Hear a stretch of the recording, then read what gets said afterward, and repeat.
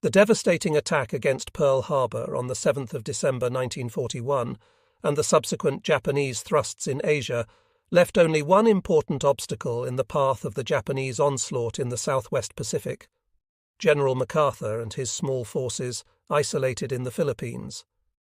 Their tenacious defense against tremendous odds completely upset the Japanese military timetable and enabled the Allies to gain precious months for organizing the defense of Australia and the vital eastern areas of the Southwest Pacific.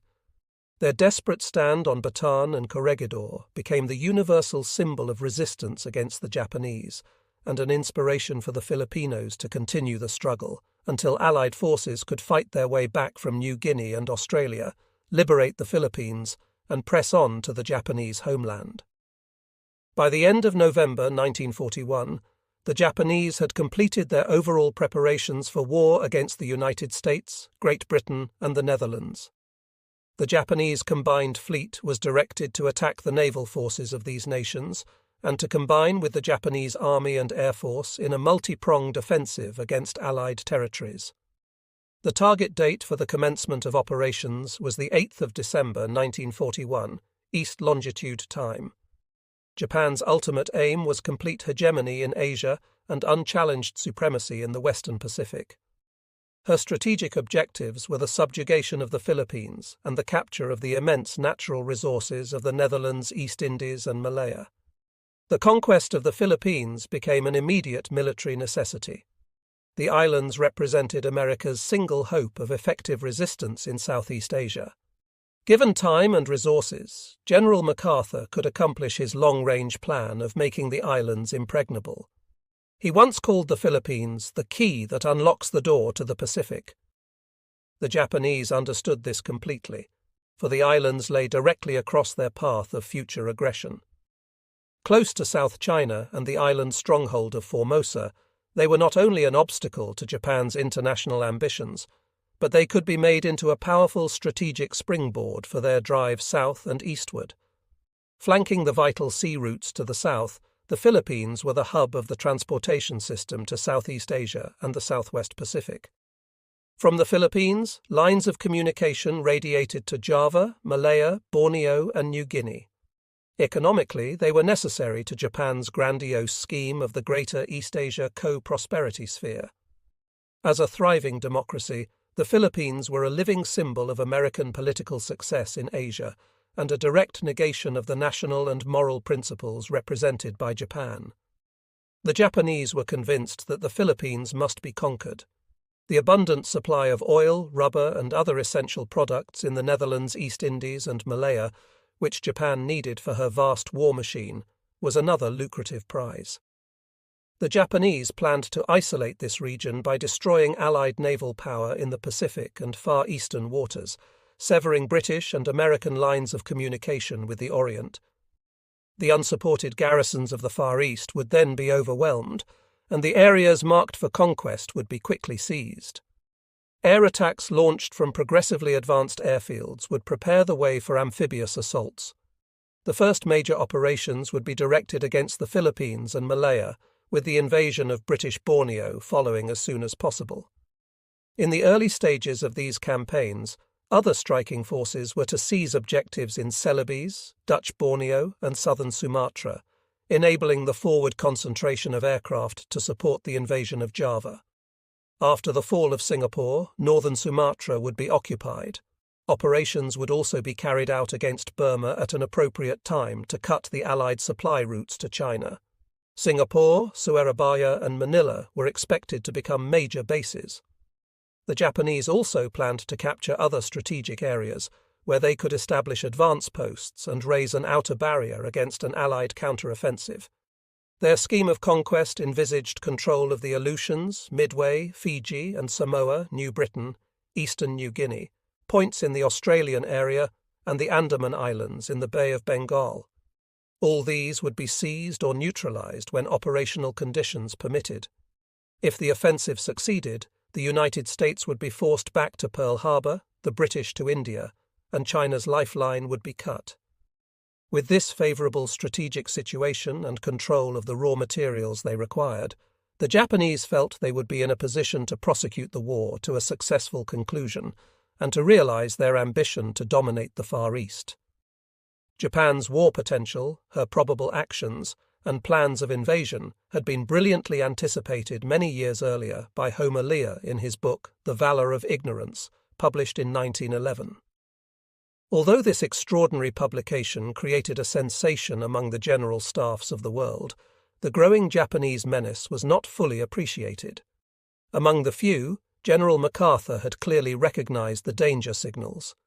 His long and close association with the Philippines and the Orient had given him a rich background of knowledge and experience to judge the situation in the Far East.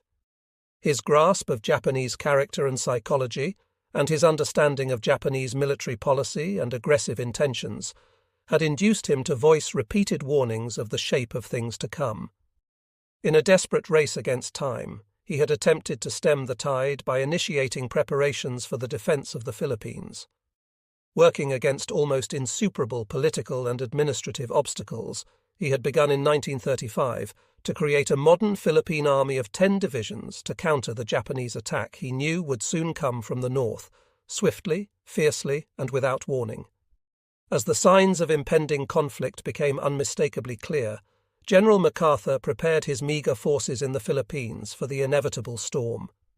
He grouped them into 3 principal commands: the Northern Luzon Force, the Southern Luzon Force, and the Visayan Mindanao Force. The major unit was assigned to Northern Luzon, for General MacArthur expected the principal enemy attack to be launched at the entrance to the Great Central Plain, the natural corridor from Lingayen Gulf to Manila. The forces at General MacArthur's disposal included regular United States Army units, regiments of the Philippine Scouts, a part of the Army of the United States, the Philippine Army, and the Philippine Constabulary units. From the 1st of September 1941, orders were progressively issued to various units of the Philippine Army, calling them to active duty. The overall command was designated the United States Army Forces in the Far East, USAFI, created by the War Department on the 26th of July 1941. The air arm of USAFI, designated the Far East Air Force, FIEF, was headed by Major General Louis R. Brereton. The Japanese operations, which plunged the United States into total war, occurred in rapid sequence and were well timed. The surprise attacks against Pearl Harbor and the Philippines were followed immediately by the invasion of Malaya, the seizure of Guam, and the capture of other American and British areas in the Pacific and the Far East. When the first blows fell, Nazi Germany, Japan's ally, had already conquered most of Europe. The German armies were deep in Russia on a broad front, and in the Middle East, Rommel's armoured divisions were attacking British troops defending Egypt. General MacArthur recommended that the Soviet Union strike Japan from the north. He believed that pressure from the Soviet Union, supplemented by US air concentrations in Siberia, would limit Japan's striking power, counter her initial successes, and gain time to strengthen the Philippines and the Netherlands East Indies. He felt it would shift Japan from the offensive to the defensive and save an enormous outlay in blood, money, and effort necessary to regain lost ground. However, the Soviet Union chose not to engage in hostilities with Japan, and the British were unable to provide the reinforcements needed to protect their outposts in the Far East. As a result, the burden of stopping the Japanese fell largely upon the Allied forces already in Southeast Asia and the Pacific, and whatever additional strength the United States could muster. The United States was unprepared for war, and the effort it could exert against Japan was immediately and sharply limited by the global strategy adopted.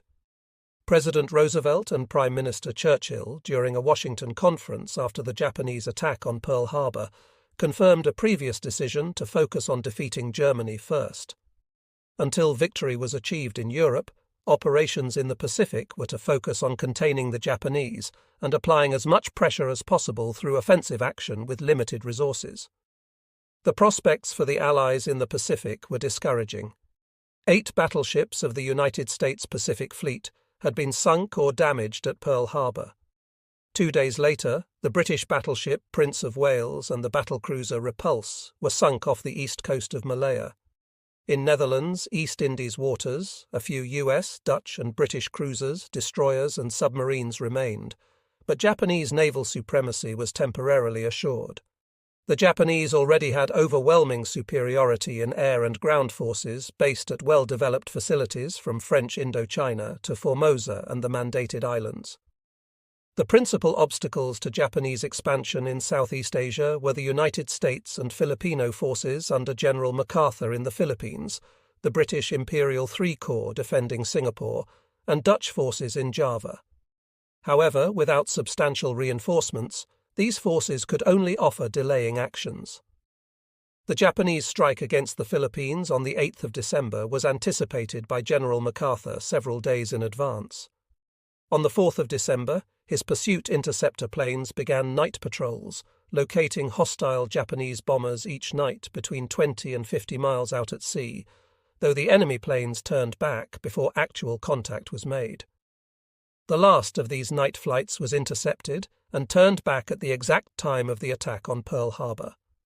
When the enemy attacked the Philippines in overwhelming strength, the relatively weak American Air Force of fewer than 150 combat-suited planes was totally inadequate to repel the attackers. Enemy bombers were guided by sympathizers or espionage agents located near military objectives.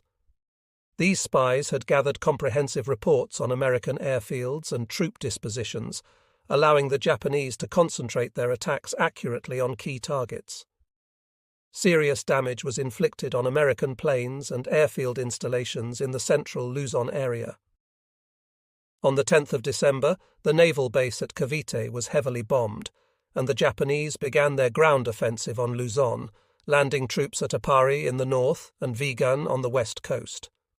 Reports from that day briefly described these landing actions. 7:30 a.m. All indications point to a heavy enemy attack with land troops supported by naval elements and air forces on North Luzon. 10 a.m. The enemy is in heavy force off the north coast of Luzon, from Vigan to Apari, with large Japanese naval elements escorting transports and providing air support.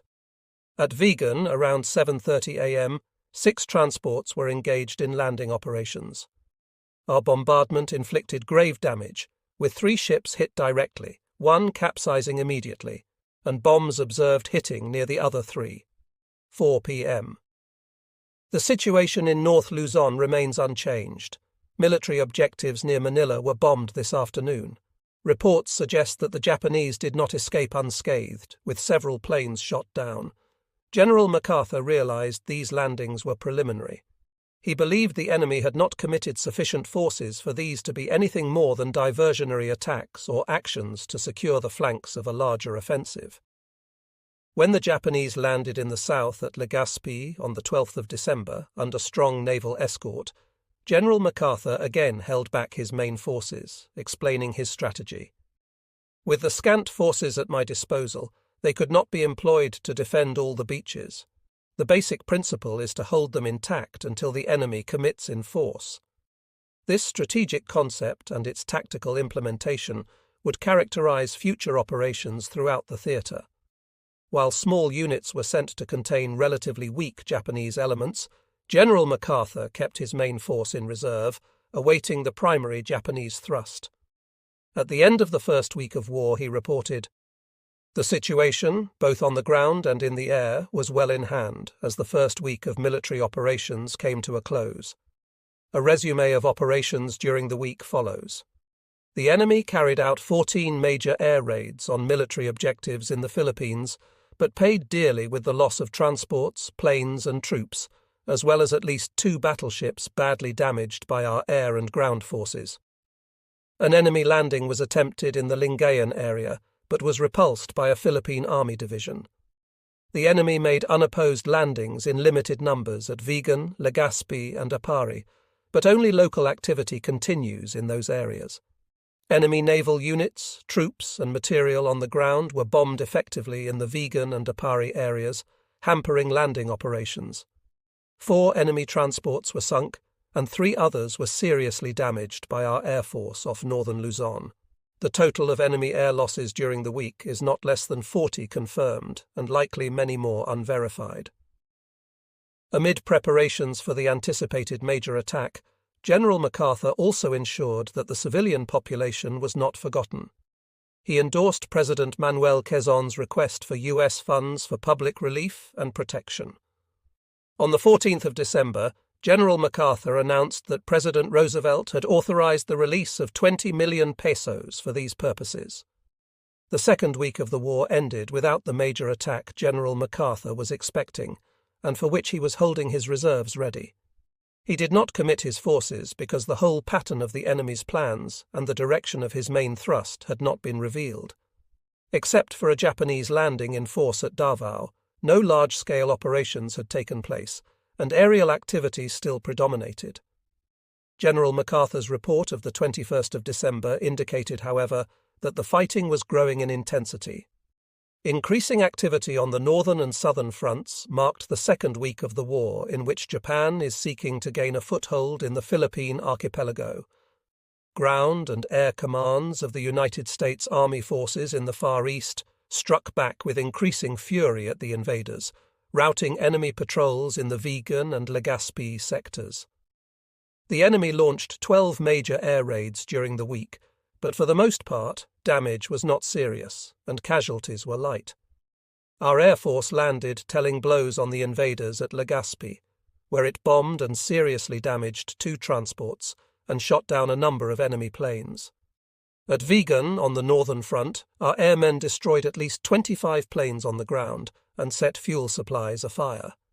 In Davao, on the extreme southern front, the enemy landed in force, and as the week came to a close, heavy fighting was in progress.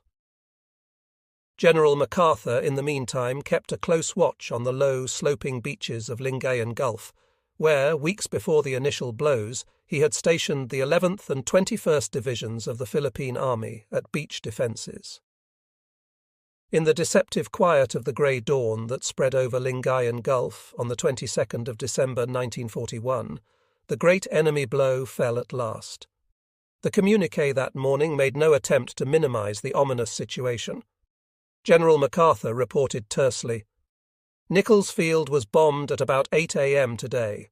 There was sighted this morning off Lingayen Gulf a huge enemy fleet estimated at 80 transports. Undoubtedly, this is a major expeditionary drive being aimed at the Philippines. The Japanese knew where to strike. Strength, location, and routes of the American main groupings were accurately plotted on the intelligence maps of the Japanese headquarters. More than a year before their invasion of the Philippines, in November and December 1940, the Japanese had made extensive aerial surveys of northern Luzon, selecting the areas of strategic importance and the points they could best attack. Their objective was the prompt and complete annihilation of the defending forces, so as to clear without delay the way to the rich areas that lay to the south.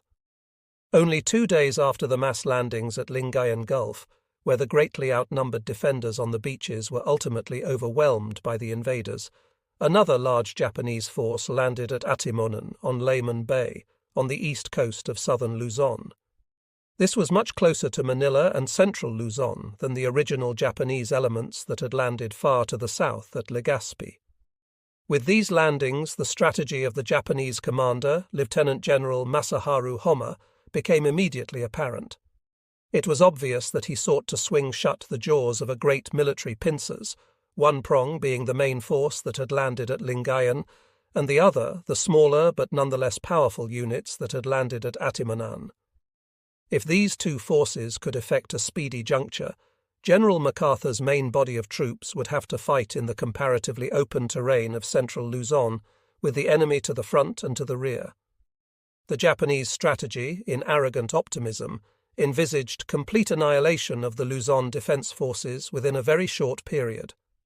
With the principal island of the archipelago under their control, the Japanese could look forward to an easy conquest of the remainder of the islands.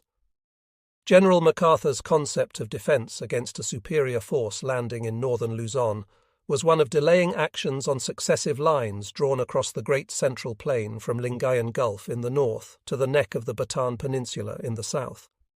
While these delaying actions were retarding the enemy advance, General MacArthur would withdraw his troops from Manila, from the south, and from the Central Plain into Bataan, where he could pit his intimate knowledge of the terrain against the Japanese superiority in air power, tanks, artillery, and men. To allow his main bodies to be compressed into the Central Plain by the Japanese advancing from both directions could only mean early and total destruction. By retiring into the peninsula, he could exploit the maneuverability of his forces to the limit, for Bataan's forests and ravines gave him his only chance of survival. On Bataan, the main line of resistance would run from Moron on the coast of the China Sea to Abu Qay on the shore of Manila Bay. Should it become necessary, the defenders could drop back to a reserve line some 6 or 8 miles to the rear. A third projected line crossed the Mariveles Mountains, the highest part of the peninsula. Still farther to the rear, Corregidor, separated from Bataan by 2 miles of water, would serve as the supply base for the Bataan defence and deny the Japanese the use of Manila Harbour, even though they should take the city of Manila itself. The growing menace of encirclement by superior numbers induced General MacArthur to act quickly. The difficult problem he faced was to sideslip his troops westward in a series of rapid manoeuvres and holding actions to the Rocky Peninsula and the island forts in Manila Bay before superior forces of the enemy could cut off their path from the north. The crux of the problem was the successful passage of a famous tactical defile, the bridge at Calumpit, just south of San Fernando in Pampanga, where Highway No. 3 from northern Luzon to Manila joined with Highway No. 7 leading into Bataan. The movement of the southern Luzon force, already complicated through the passage of Manila, was inevitably canalized at Calumpit, and once across the bridge, this force would also have to pass through San Fernando before it was safely on the road to Bataan. As a corollary, the hard-pressed northern Luzon force would have to hold the enemy back from San Fernando and the Calumpit Bridge, no matter what the price, until the southern Luzon force had cleared the critical defile, or General MacArthur stood to lose nearly half the forces with which he expected to defend Bataan and Corregidor. To effectuate his strategy for protecting San Fernando until the movement of the southern Luzon force was completed, General MacArthur designated several lines for delaying action across the Great Central Plain. The line directly north of San Fernando was to be held at all costs until the beginning of 1942, by which time, according to the schedule for the withdrawal of the southern Luzon force, the latter would be safe. The lack of military transportation was solved by using scores of commercial buses, which were commandeered to speed up the movement of the southern Luzon force. At the same time, both commercial and military trucks were employed day and night in endless columns to move goods, ammunition, equipment, and medical supplies from Manila to Bataan. In anticipation of the needs of war, General MacArthur had initiated the construction of a general hospital at Limay on the east coast of Bataan, and now, with the outbreak of the conflict, additional supplies were taken to the peninsula for the establishment of a second hospital. As the complicated but precisely timed withdrawal operation was being carried out, General MacArthur, on the 27th of December, declared Manila an open city to save the population from unnecessary suffering. His proclamation read, "In order to spare the metropolitan area from possible ravages of attack, either by air or ground, Manila is hereby declared an open city without the characteristics of a military objective. In order that no excuse may be given for a possible mistake, the American High Commissioner, the Commonwealth Government, and all combatant military installations will be withdrawn from its environs as rapidly as possible. The municipal government will continue to function with its police force, reinforced by constabulary troops, so that the normal protection of life and property may be preserved. Citizens are requested to maintain obedience to constituted authorities and continue the normal processes of business." The Japanese discovered too late the strategy underlying the movement of General MacArthur's forces behind the curtain of the rear-guard actions in Pampanga and Batangas. Driving with reckless fury, they strove desperately to cut the vulnerable road junction at San Fernando and the bridge defile at Calumpit. The year ended with the Japanese applying increasing pressure to the beleaguered American and Filipino forces. The enemy is driving in great force from both the north and the south. His dive bombers practically control the roads from the air, The Japanese are using great quantities of tanks and armoured units. Our lines are being pushed back." At this critical point, General MacArthur threw in his small light tank force. In a series of costly counterattacks, this force held the enemy long enough for the withdrawal into Bataan to be successfully completed. The hazardous timing of this movement was its most notable feature. One slip in the coordinated manoeuvre, and the motor columns from southern Luzon would have been cut off and cornered in Manila. The success of this split-second operation enabled the assembly and reorganization on Bataan of the bulk of General MacArthur's forces and contributed to the subsequent brilliant defense of the peninsula. No trained veteran division could have executed the withdrawal movement more admirably than did the heterogeneous force of Filipinos and Americans. On January 1st, General MacArthur announced the successful completion of the historic withdrawal. In order to prevent the enemy's infiltration from the east from separating the forces in southern Luzon from those in northern Luzon, the southern Luzon force for several days has been moving north and has now successfully completed junction with the northern Luzon force. This movement will uncover the free city of Manila, which, because of the complete evacuation by our forces previously, has no practical military value. The entrance to Manila Bay is completely covered by our forces, and its use is thereby denied to the enemy. General MacArthur regrouped his forces on Bataan into two corps, with one corps under General Wainwright on the left and second corps under Brig. General George Parker on the right. As reorganization took place, the thousands of troops on the Bataan Peninsula began to dig in. New field artillery regiments were improvised in the field from miscellaneous elements to offset the enemy's great artillery superiority. While final delaying actions took place in the vicinity of Guagua, work went ahead on two runways near the southern tip of the peninsula to serve as a base for the remaining P-40S of the Far East Air Force. A hospital was set up near Cabcaben, and because of the great number of civilians that had fled into Bataan with the army forces, refugee camps had to be established to keep them out of the way of military activities.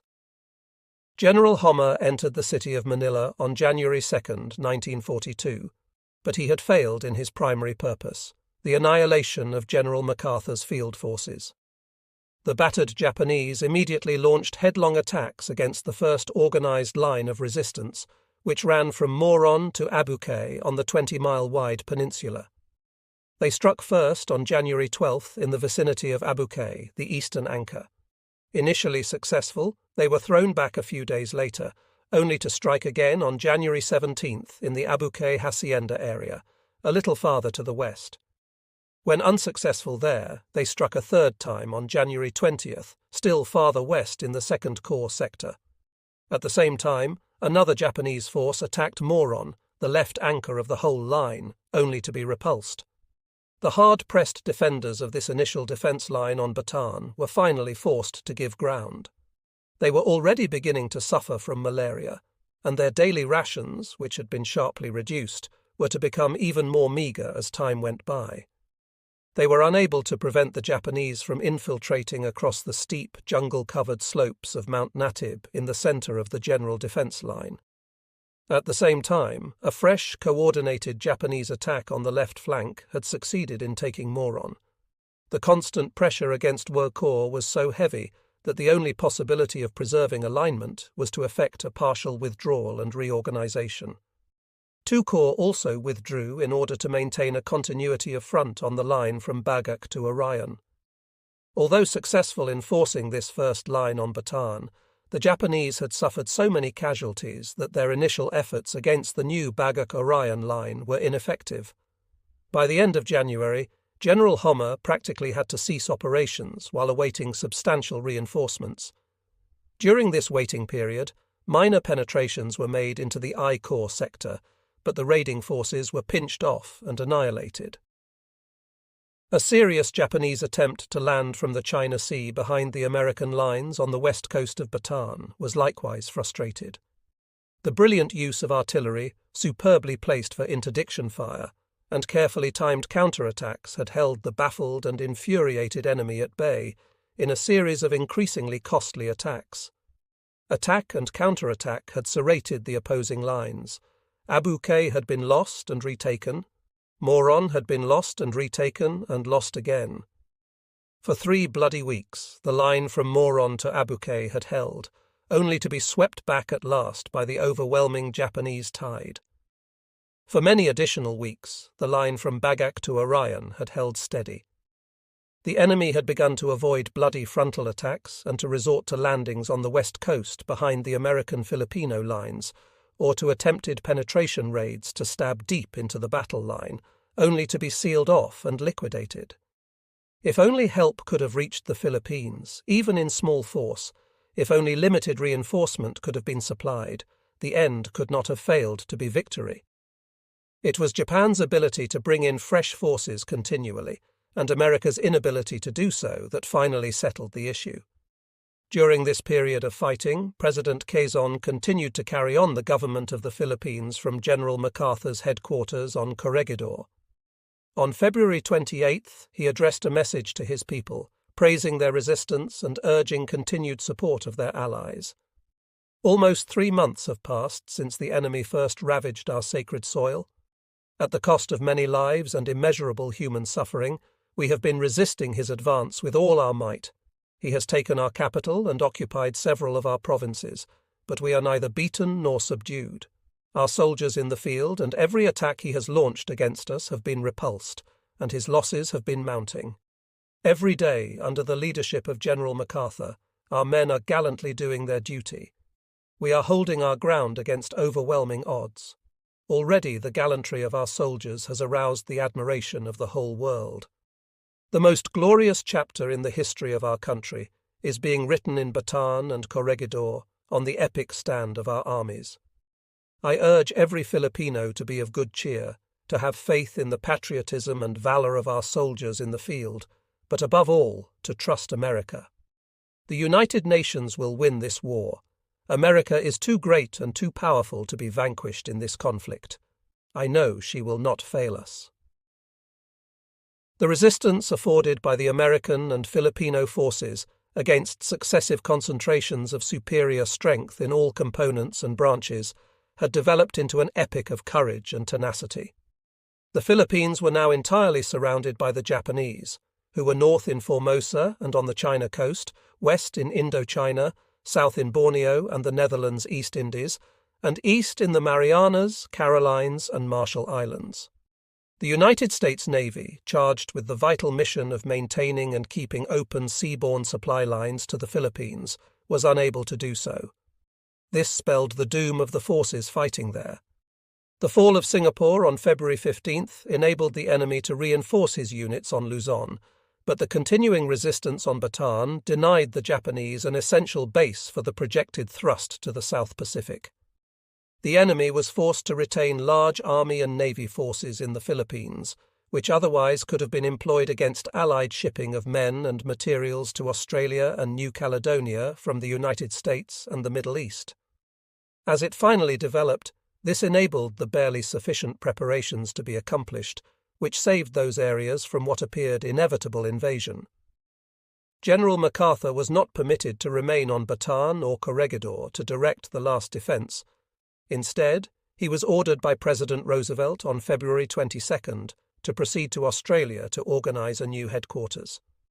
On March 11th, in compliance with repeated orders, the general and selected members of his staff began the hazardous 6-day journey by PT boat and plane through enemy-controlled areas to Australia, from whence he was to launch the campaigns that would carry him not only back to Manila, but on to the heart of the enemy's homeland, Tokyo.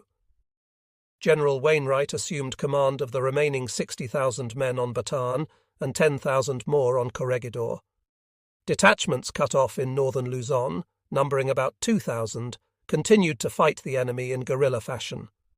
General MacArthur's order of battle when he left for Australia was as follows. 1. From Bagak to Mount Samat, Philippine 1 Corps, including the 11th Division of the Philippine Army, the 1st Regular Division, and the 71st and 91st Divisions of the Philippine Army, each with 1 regiment, and the 45th Infantry and 26th Cavalry Regiments of the Philippine Scouts. 2. From Mount Samat to Orion, Philippine the 2nd Corps, including the 21st, 31st, and 41st Divisions and the 51st Combat Team of the Philippine Army, the Provisional Air Corps Regiment of the United States Army, and the Philippine Army Provisional Air Corps Battalion and Training Cadre Battalion. 3. Corregidor and the forts at the entrance to Manila Bay, the Harbour Defence Command under Major General George F. Moore. 4. Visayas, the Visayan forces under Brig. General Bradford G. Chenoweth. 5. Mindanao, the Mindanao force under General Sharp. His plans, already formulated for the future conduct of operations on Bataan, were aimed at a fight to the end. They included attempts at opening supply lines from the southern portion of the Philippines, and also a counterattack to capture the enemy base at Subic Bay. 39. There was still the possibility that the defence could be protracted until the United States had time to recover from the first blows of the war and begin to send in supplies and reinforcements. United States Army forces in Australia. While the fighting in the Philippines was retarding the Japanese general advance, Australia was being prepared as a major Allied and United States base. A convoy en route to the Philippines from the United States at the outbreak of hostilities had been diverted to Australia. While at sea on the 2nd of December, the troops were formed into Task Force South Pacific, and after debarking at Brisbane, they were designated on the 5th of January 1942 as United States Army Forces in Australia, USAFIA. This expeditionary force was placed under the command of Major General George H. Brett, who was directed to establish a service of supply in support of the Philippines. Plans had been formulated by the War Department for building an air force in Australia for the defence of critical points in the southwest Pacific area. The remaining heavy bombers, fewer than 20, from General MacArthur's Far East Air Force had been moved south to Darwin and were already operating from Australia. General Brereton, in command of this force, was under instructions to protect lines of communication to the Philippines and furnish support for that operation, as well as to cooperate with the Navy and Allied forces in Australia and the Netherlands East Indies. Allied strategy envisaged holding the Malay Barrier, Malaya, Sumatra, Java and Northern Australia, while re-establishing communications with Luzon through the Netherlands East Indies. Burma and Australia were essential supporting positions. The former constituted the only remaining route for supplying China. The latter was to be the staging area for the reserves of manpower and materiel that would have to be shipped from the United States if the Japanese push were to be stopped. To carry out this strategic policy, the American, British, Dutch and Australian governments established a unified control over the area. The ABDA Command, as it was called, included Burma, Malaya, the Netherlands East Indies, and the Philippines within its jurisdiction. General Sir Archibald P. Wavell of the British Army was appointed Supreme Commander with headquarters in Java. All land, sea and air forces of the participating governments in the area were directly under him, as were also the supporting forces in Australia. The mission of the United States forces in Australia became twofold: to get supplies through the Japanese blockade into the Philippines, and to continue logistic support of the United States Army units in the Netherlands East Indies. These were largely Air Corps units, including the heavy bombers of the Far East Air Force, which had been shifted from Darwin to Java for their base of operations. General Brett left Australia to become Deputy Commander under General Wavell, and General Brereton was appointed Commander of the United States Operating Air Forces in the ABDA area. Major General Julian F. Barnes assumed command of United States troops and facilities in Australia. It was evident that Japanese seizure of the entire region from Burma to Australia could not be long delayed.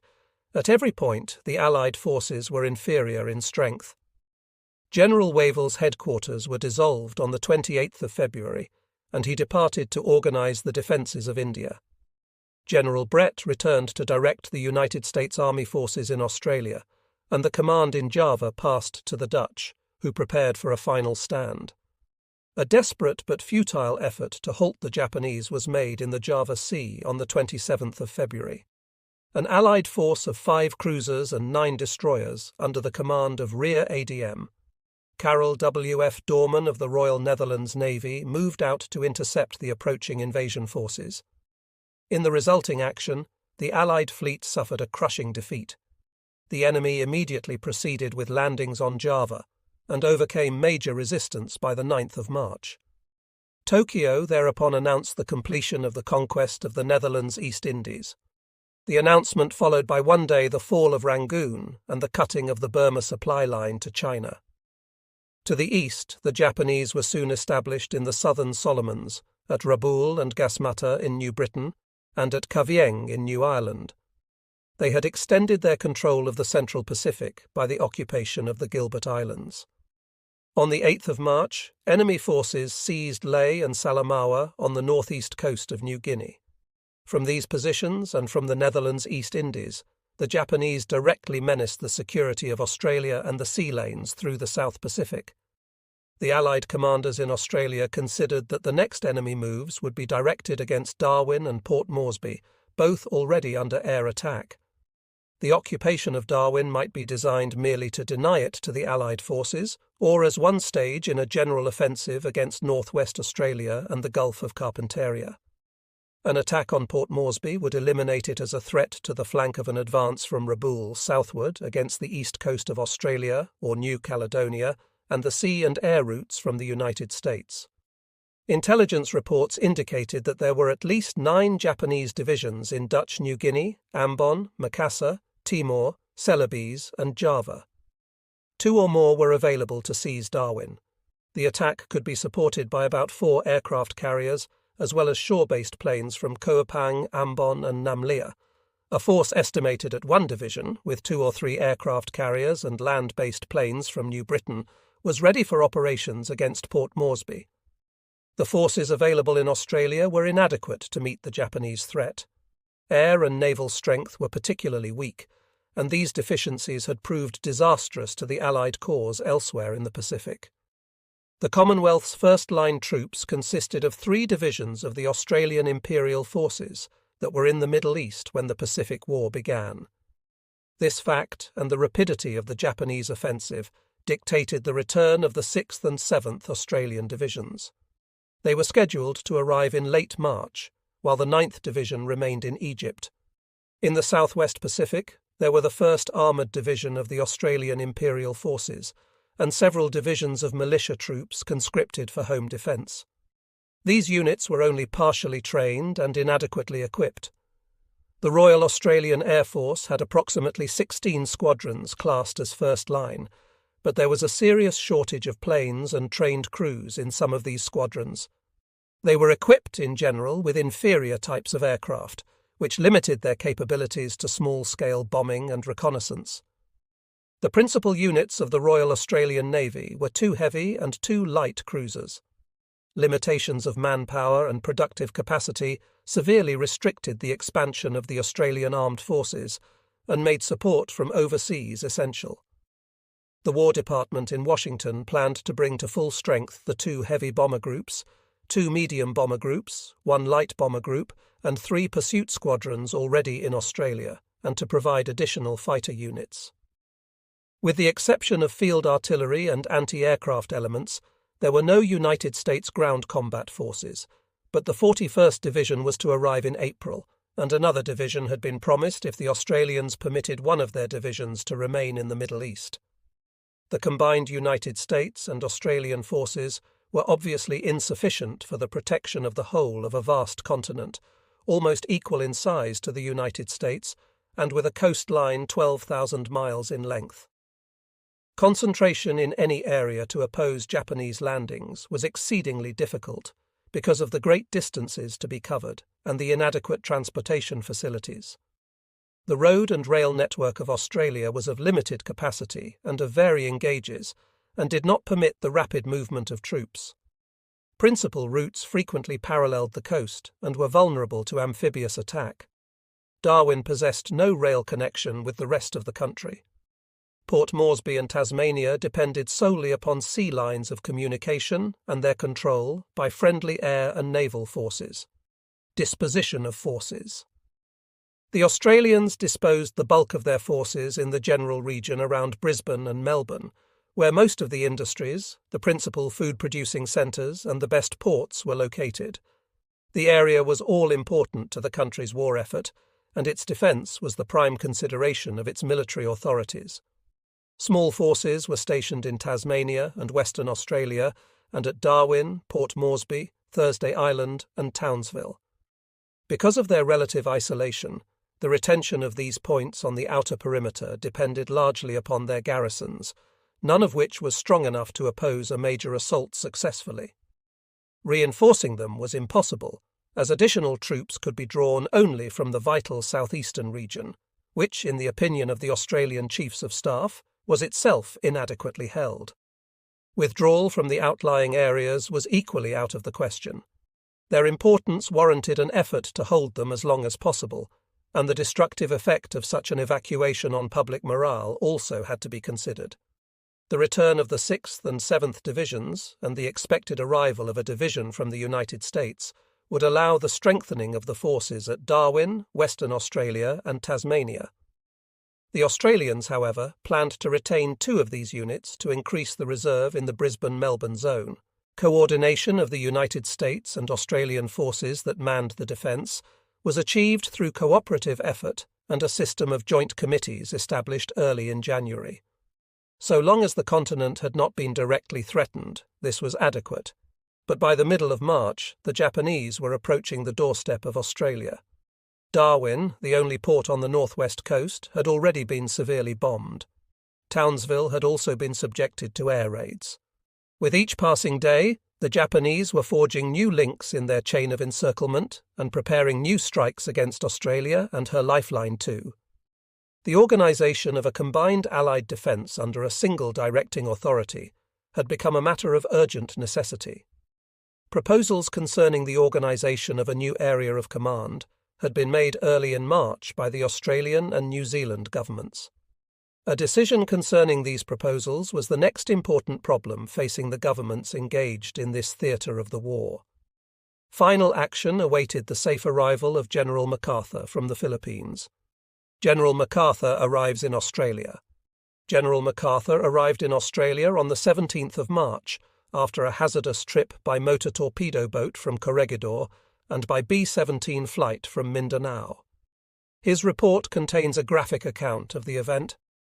Departed from Corregidor at dark on the 12th, making the trip with 4 U.S. Navy motor torpedo boats. Air reconnaissance revealed 1 hostile cruiser and 1 destroyer off the west coast of Mindoro, but we slipped by them in the darkness. The following day I anchored in the shelter of an uninhabited island, but we risked discovery by air and started several hours before dark in order to approach Mindanao at dawn. We sighted an enemy destroyer at 15,000 yards, but escaped unseen, making the scheduled run despite heavy seas and severe buffeting. Upon arrival at Mindanao, we learned that of the 4 planes dispatched, only 1 had arrived, and that plane, without brakes or supercharging and being unfit for any mission, had already departed. General Brett selected 3 more planes for the trip, of which 1 developed mechanical trouble and 2 arrived safely, taking the entire party out. Safe arrival and departure forced us to pass the latitude of Ambon at dawn, but our course was set somewhat to the eastward, enabling the party to escape interception. We landed at Bachelor Field while Darwin was under air raid. General MacArthur's successful completion of this perilous journey caused enormous popular enthusiasm in the United States and Australia. Expressing his deep appreciation for the cordiality extended to him by the Australians upon his arrival, the General pledged the full cooperation of the United States in the struggle against Japan in an address at Canberra on March 26th. I am deeply moved by the warmth of the greeting extended to me by all of Australia. There is a link that binds our countries together which does not depend upon written protocol, upon treaties of alliance, or upon diplomatic doctrine. It is that indescribable consanguinity of race which causes us to have the same aspirations, the same hopes and desires, the same ideals, and the same dreams of future destiny. My presence here is tangible evidence of our unity. I have come as a soldier in a great crusade of personal liberty as opposed to perpetual slavery. My faith in our ultimate victory is invincible, and I bring to you tonight the unbreakable spirit of the free man's military code in support of our just cause. Under its banner, the free men of the world are united today. There can be no compromise. We shall win or we shall die, and to this end, I pledge you the full resources of all the mighty power of my country and all the blood of my countrymen. Hailed for his achievements in the Philippines, his safe arrival in Australia was a good omen for the future.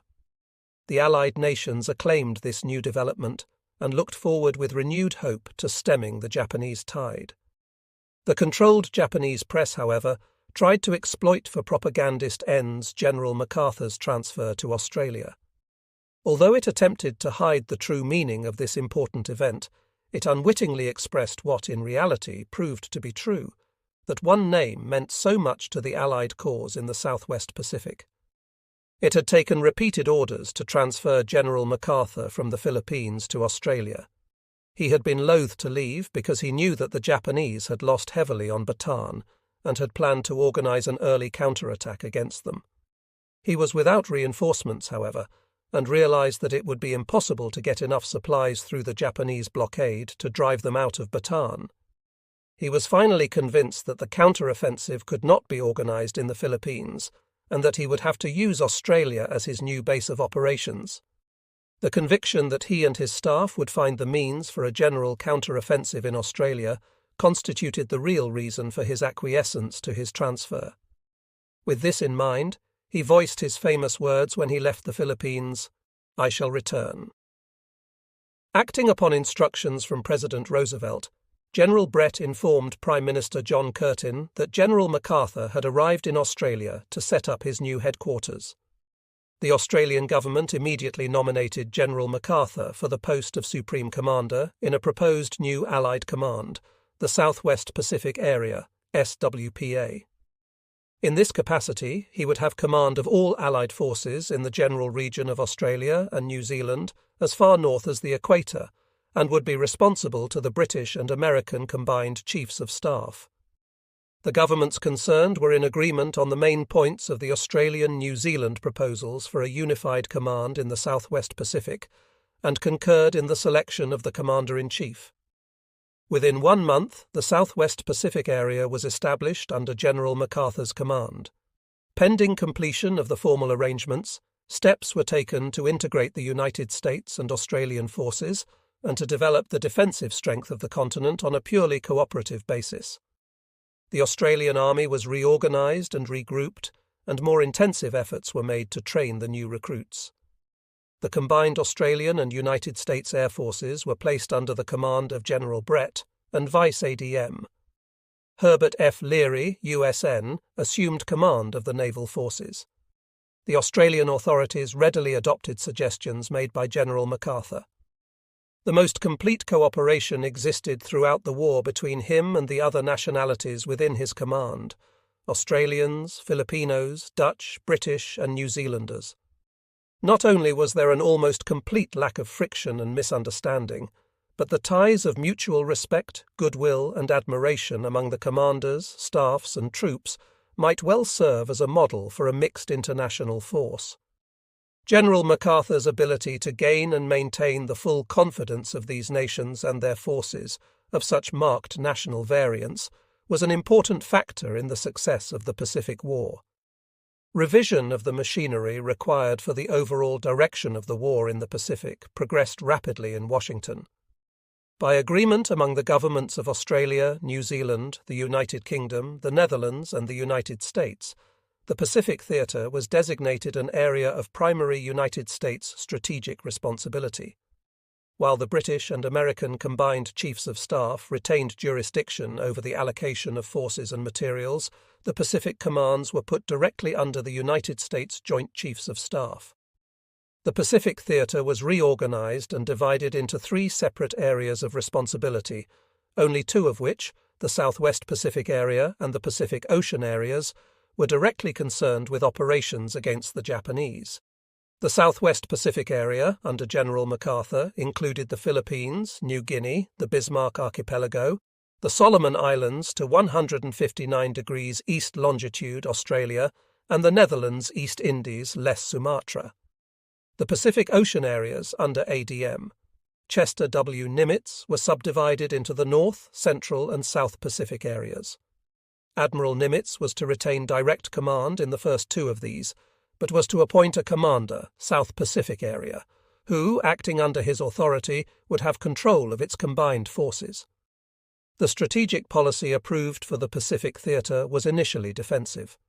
The Joint Chiefs of Staff directed General MacArthur to hold the key military regions of Australia as bases for a future offensive and to check the Japanese southward advance by destroying enemy shipping, aircraft and bases in the Netherlands, East Indies, New Guinea and the Solomon Islands.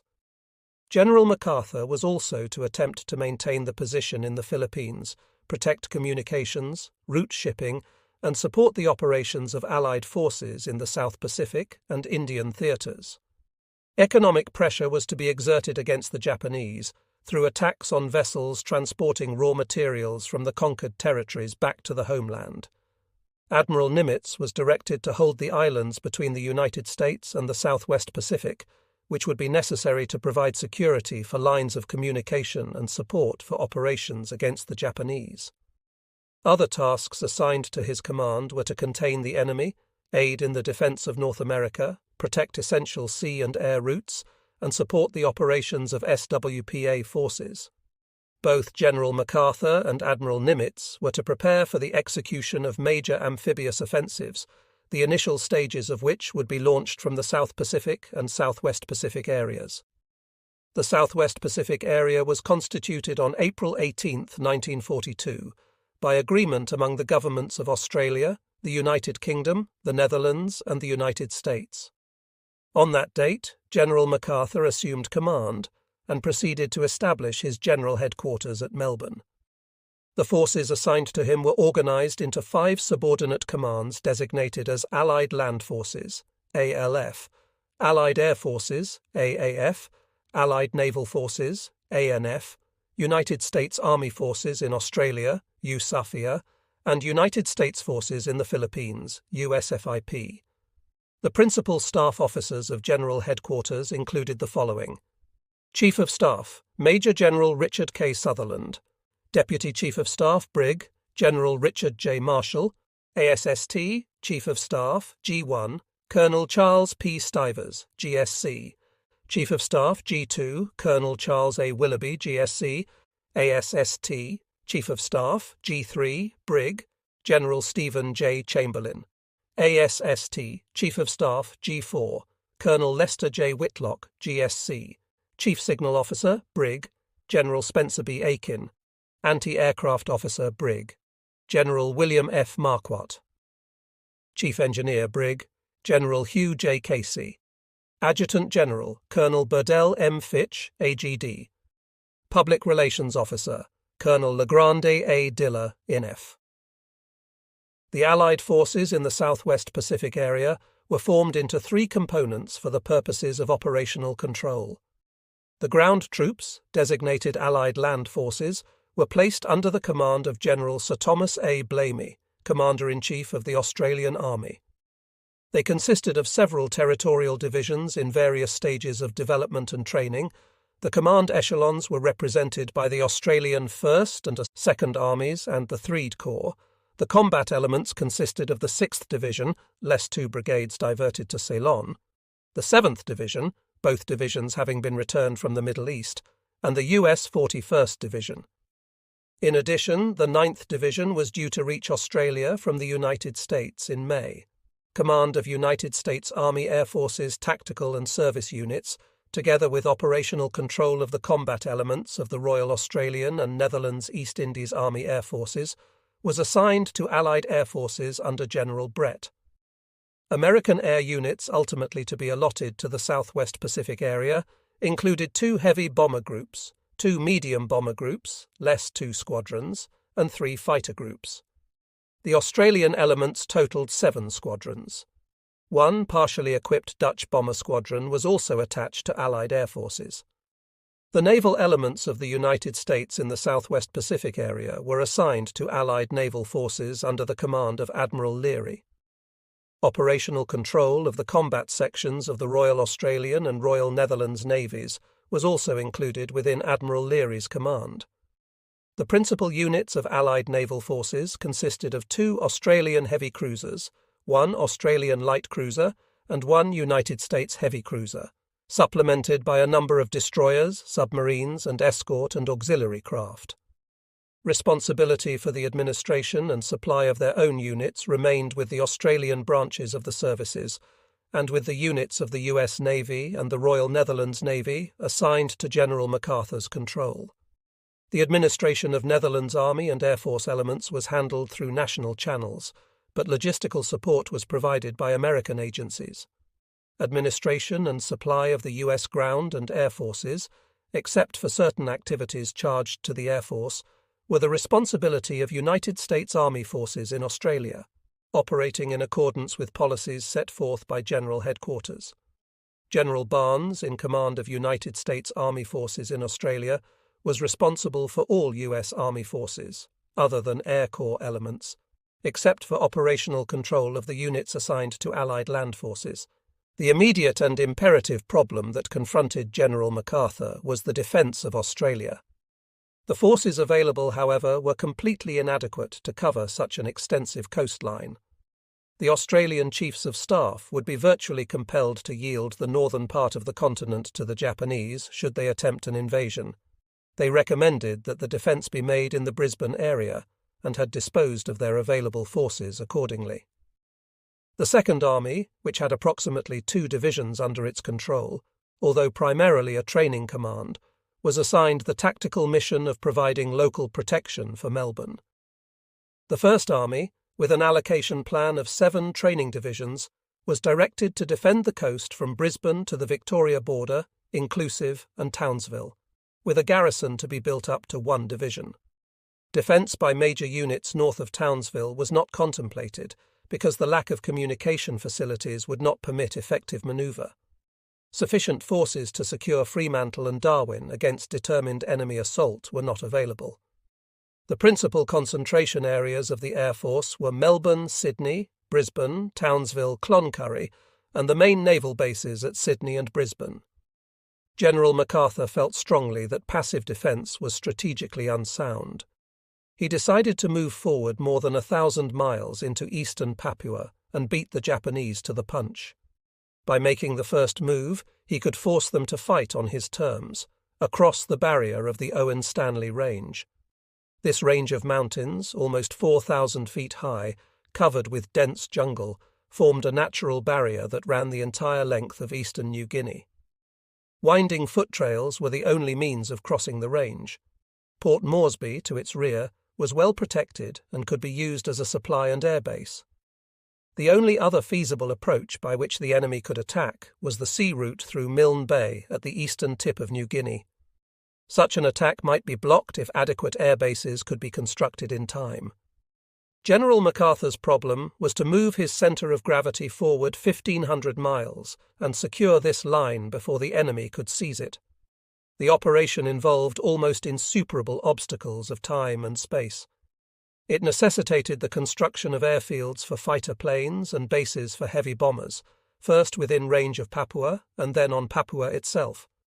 It involved provision for supply and reinforcement of advanced areas from rear bases in Australia, which were in large part merely ports for the reshipping of material from the distant west coast of the United States. It necessitated the exploration and mapping of unfamiliar areas, the charting of unknown waters, and demanded friendly cooperation from the New Guinea natives. It required the training of forces for combat against an experienced and numerically superior enemy, and it risked carrying out these moves by sea into areas dominated by the unchallenged naval power of the Japanese. General MacArthur's confidence in the ultimate success of his plan was not shared in all quarters. Many believed that the difficulties made it impracticable. It is a credit to the officers and men involved, however, that they justified the confidence placed in them by their commander and that they successfully overcame these difficulties. The results achieved completely vindicated his judgment. This bold and imaginative decision was one of the most crucial and decisive of the war, and the final successful culmination of the Papuan operations undoubtedly saved Australia. None of the 3 elements of his command, naval, air, or ground, was considered by General MacArthur to be adequate to carry out the missions assigned. The naval force was small and unbalanced. It lacked direct air support because of the absence of carriers, and was therefore suitable only for operations of a minor and subsidiary nature. The Royal Australian Air Force would require many months for its development. The organisation and training of the American air component were below the required standard. Months of intensive effort would be needed for it to reach a satisfactory condition. The ground troops, too, were considered inadequate for the tremendous task ahead. Not only were they too few in number, but they lacked the equipment and the strenuous training necessary for combat.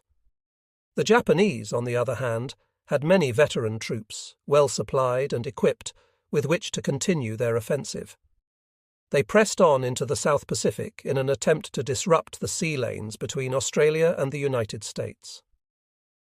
The offensive in the Solomons began on the 30th of March, with landings on Buka Island and on the northern tip of Bougainville Island.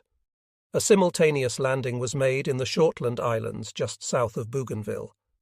Kieta was occupied the following day, and Buin was taken on the 7th of April, completing the conquest of the island. New Georgia was next in the line of enemy advance and fell to the Japanese on the 16th of April. Tulagi, on Florida Island, was taken on the 3rd of May. The continuing struggle on Luzon and at other points in the Philippines, which had forced the Japanese to retain large numbers of troops in those areas, was slowly drawing to a close. The inevitable fall of Bataan came on the 9th of April, and the stubborn defence of Corregidor, which was maintained for almost another month, ended on the 6th of May when General Wainwright was forced to surrender his command. With the collapse of major resistance in the Philippines, many of the enemy forces in the islands were released for new drives in other directions. General MacArthur analysed the uses to which the available enemy forces might be put in his radio of the 8th of May, 1942, in reply to a query from President Roosevelt. The fall of Corregidor and the collapse of resistance in the Philippines, with the defeat in Burma, brings about a new situation in this theatre. At least 2 enemy divisions and all the air force in the Philippines will be released for other missions. Japanese troops in Malaya and the Netherlands East Indies are susceptible of being regrouped for an offensive effort elsewhere, since large garrisons will not be required because of the complacency of the native population. The Japanese Navy is as yet unchallenged and is disposed for further offensive effort. A preliminary move is now underway, probably initially against New Guinea, and the line of communications between the United States and Australia. The series of events related an enormously dangerous enemy potential in the Western Pacific. That the situation will remain static is most improbable. I am of the opinion that the Japanese will not undertake large operations against India at this time. That area is undoubtedly within the scope of their military ambitions, but it would be strategically advisable for them to defer it until a later date. On the other hand, the enemy advance toward the south has been supported by the establishment of a series of bases, while his left is covered from the mandated islands.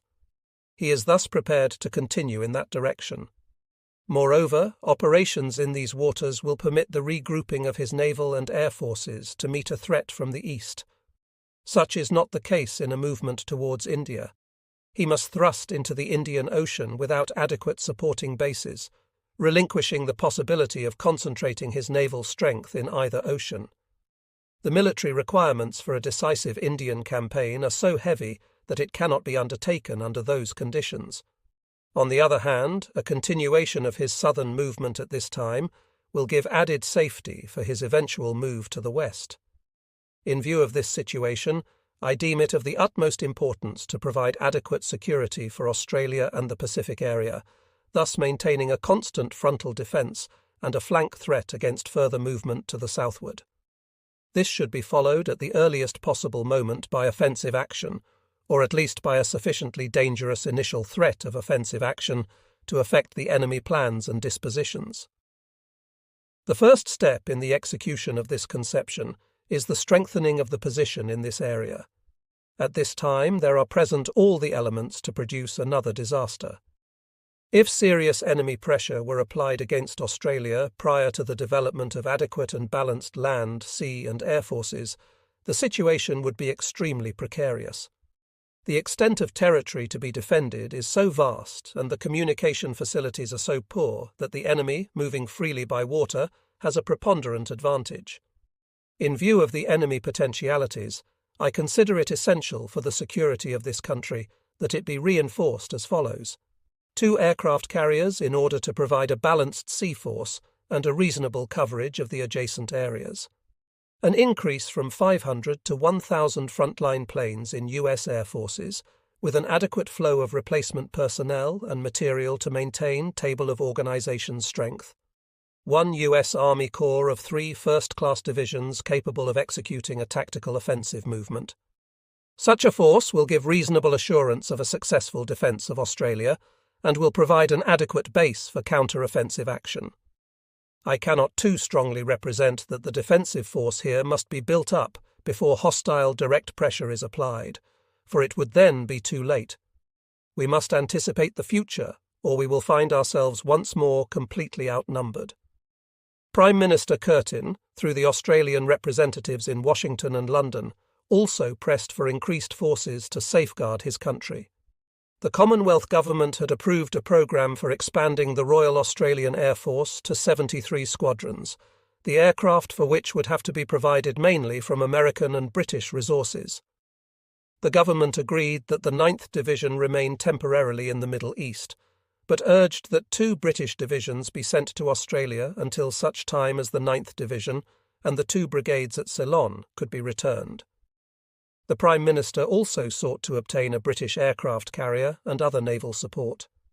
The additional forces requested were not forthcoming. All United States and British carriers were employed elsewhere, and for the present, no substantial increase in the air forces was assured. No additional United States divisions were allocated, and the British planned to send ground forces to Australia only in case of dire necessity. The execution of the tasks assigned to the Southwest Pacific area rested with the limited forces at hand. The magnitude of the Southwest Pacific Theatre can best be appreciated against a background of comparative geographical distances. If a map of the United States is superimposed on one of the Southwest Pacific, the continental area of the United States will fit roughly between Australia and the Philippines. The distance from New York to San Francisco is approximately the same as from Rabaul to Java. With Miami located at the coastal city of Townsville in Australia, Hollandia will fall on Milwaukee. Biak will be south of Minneapolis, and Morotai will be near Bismarck, North Dakota. Leyte will be across the Canadian border, approximately 300 miles northwest of Regina, and Manila will fall some 700 miles north of the United States-Canadian border in Alberta Province. The inherent tactical and strategic problems of a land and sea advance from Australia and Papua, directed from headquarters at Port Moresby and Brisbane, through New Guinea and the Moluccas to Manila, are comparable to those of a hypothetical American headquarters stationed in the Caribbean Sea, 750 miles southeast of Miami, with its advance echelon in the vicinity of Roanoke, Virginia, charged with airstrikes on Boston, New York, and Washington to points west of Denver, and an advance by land and sea from Norfolk, Milne Bay, via Milwaukee, Hollandia, Minneapolis, Biak, Bismarck, Morotai, and northwest across the middle of Saskatchewan, Canada, Leyte, to a point northwest of Lake Claire in northern Alberta, Manila. Logistical difficulties in the Southwest Pacific Theatre. Against this geographical background, it is evident that the logistical difficulties of the Southwest Pacific Theatre during the war were tremendous. Not only was the line of communication from the United States to the scene of operations one of the longest the world has ever seen, but the entire route was by water at a time when the Japanese Navy was undefeated and roaming the Pacific almost at will. The time factor alone demanded more than usual foresight in logistic planning and required the application of methods not taught in any of the American service schools. The shortage of water transportation for supplies and equipment, as well as for troops, was probably the most difficult problem of all. There was not sufficient shipping available to mount operations adequately and then to support the troops in widely dispersed locations. Allowances of supplies and equipment accompanying troops into battle and the amounts sent later for their maintenance had to be curtailed, at times to the danger point.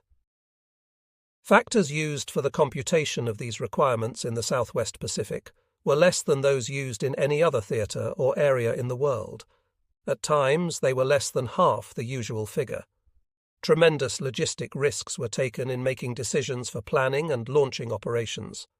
These were forced risks that had to be taken if the war was to be pursued aggressively and if the Allies were to seize the initiative and hold it. Shortages of every description necessitated crisis management to meet the needs of each individual operation. Other important logistic features that adversely affected the campaigns and operations in the Southwest Pacific area included shortages of combat equipment and insufficient service troops. There was also a scarcity of equipment and troops for the construction of ports, bases, and air facilities, which often had to be created out of virgin jungle before successive operations could be launched. In certain decisive operations, there was even a lack of critical calibers of ammunition. In addition to all these difficulties, there was New Guinea itself, as tough and tenacious an enemy as the Japanese. Few areas in the world presented such a formidable variety of terrain obstacles to military operations. The great mountain ranges with their high peaks and deep gorges, the dense jungles covering almost all of the huge island, the reeking nipa and mangrove swamps, a stinking jumble of twisted, slime-covered roots and muddy soup, the hazardous jungle trails, the vast patches of kunai grass with its sharp-edged blades growing to a height of 6 or 7 feet, the swollen streams, the ever-present mud, the dangerous offshore reefs, most of them uncharted, and the poor harbours. These terrain characteristics exerted a constant and adverse influence on troops and military tactics. The problems of climate and health were no less severe. The penetrating, energy-sapping heat was accompanied by intense humidity and frequent torrential rains that defy description. Health conditions were among the worst in the world. The incidence of malaria could only be reduced by the most rigid and irksome discipline, and even then the dreaded disease took a heavy toll. Dengue fever was common, while the deadly blackwater fever, though not so prevalent, was no less an adversary. Bacillary and amoebic dysentery were both forbidding possibilities, and tropical ulcers, easily formed from the slightest scratch, were difficult to cure. Scrub typhus, ringworm, hookworm, and yaws all awaited the careless soldier. Millions of insects abounded everywhere. Clouds of mosquitoes, flies, leeches, chiggers, ants, fleas, and other parasites pestered men night and day. Disease was an unrelenting foe. New Guinea provided a background in which almost every threat of nature combined with the sudden and unforeseeable dangers of modern war to create a microcosm of the vast struggle in the Southwest Pacific. New Guinea was the last obstacle between the Japanese and Australia, and lodgements had already been made by enemy forces at points along the northern New Guinea coast. The Japanese held the initiative, and their command of the sea enabled them to concentrate on a particular objective and overwhelm the defenders with superior forces.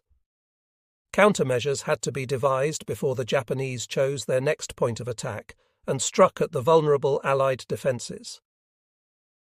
Following the capture of Lae and Salamaua by the Japanese, General MacArthur unhesitatingly discarded the prevailing concept of a purely passive defence of Australia and decided to achieve his mission through offensive operations in New Guinea. The meagre resources at his disposal necessarily limited the scope of such actions, but by striking boldly at the enemy's weak points and avoiding frontal engagements in force, he expected to upset the enemy's timetable and frustrate his plan to occupy southeastern New Guinea. Relying on tactical manoeuvre, the exploitation of terrain factors, and an increasing flow of intelligence, the general planned to operate with maximum striking power in order to reduce the loss of life and materiel to a minimum. When the Japanese temporarily halted their advance toward Australia, they controlled the entire chain of islands lying across its northern sea approaches, with the single exception of southeastern New Guinea. These forward positions formed a front 3,000 miles long, extending from Java to the Solomons. Interior sea and air lines of communication radiating southward from Japan through intermediate supporting bases from Singapore to Formosa and to Truk permitted easy concentrations for further offensive moves. The western and northern coasts of Australia to the Torres Straits were directly exposed to Japanese operations from the Netherlands East Indies. In addition to these geographic advantages, the Japanese held the initiative as to the point of attack.